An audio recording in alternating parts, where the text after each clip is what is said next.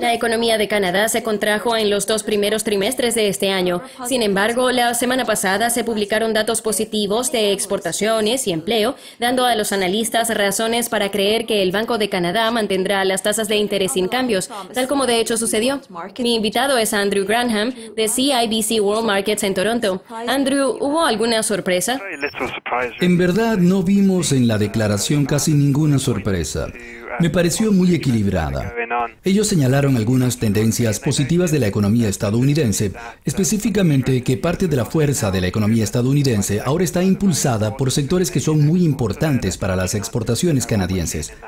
Hablaron de lo que está ocurriendo en el mercado inmobiliario de Estados Unidos y también el aumento en los gastos del consumidor, que es muy importante para las exportaciones canadienses.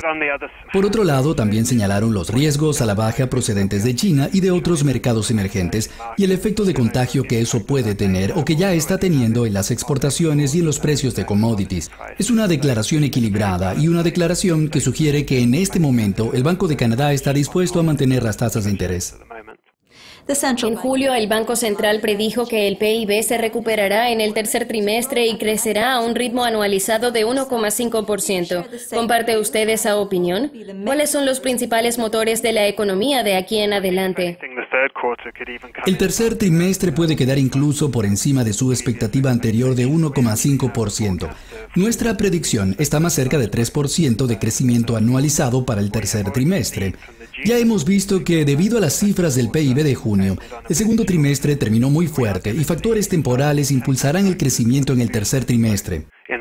Por ejemplo, vimos que las familias con niños recibieron un cheque bastante grande de pagos retroactivos por crédito infantil y eso impulsará los ingresos y posiblemente los gastos en el tercer trimestre.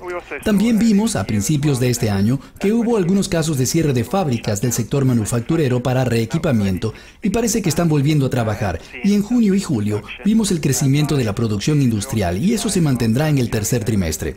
En relación al panorama de crecimiento de Canadá, el tercer trimestre no es realmente un problema para nosotros, sino lo que suceda después. Como dije, algunos de los factores que serán positivos en el tercer trimestre pueden ser temporales y nuevamente, la magnitud de la desaceleración de la economía en el cuarto trimestre guiará la política del Banco de Canadá de aquí en adelante.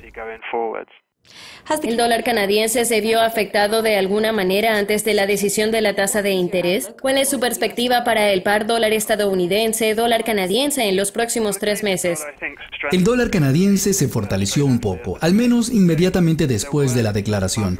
El mercado no estaba particularmente apostando a un recorte de tasa, tanto en esa reunión o en un futuro próximo, pero creo que la razón para el ligero fortalecimiento del dólar canadiense fue el hecho de que la declaración parecía equilibrada.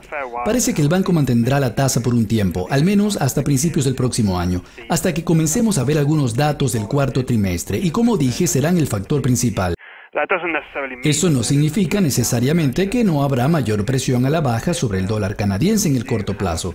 Tal vez veamos un amplio fortalecimiento del dólar si la Fed aumenta las tasas de interés, sobre todo si hacen el aumento esta semana en la reunión de septiembre. Incluso si empiezan a modificar las tasas de interés a finales de año, eso impulsará el dólar estadounidense y veremos la depreciación del dólar canadiense, al menos frente al dólar estadounidense.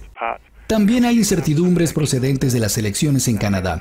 Las elecciones, que se celebrarán en aproximadamente un mes, parece que están bien ajustadas y hemos visto alrededor del mundo que cuando las elecciones están muy ajustadas, eso tiende a ser negativo para la moneda.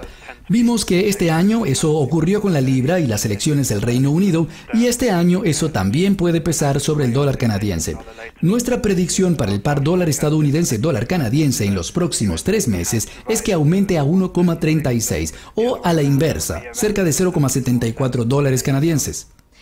Andrew, muchas gracias por sus comentarios.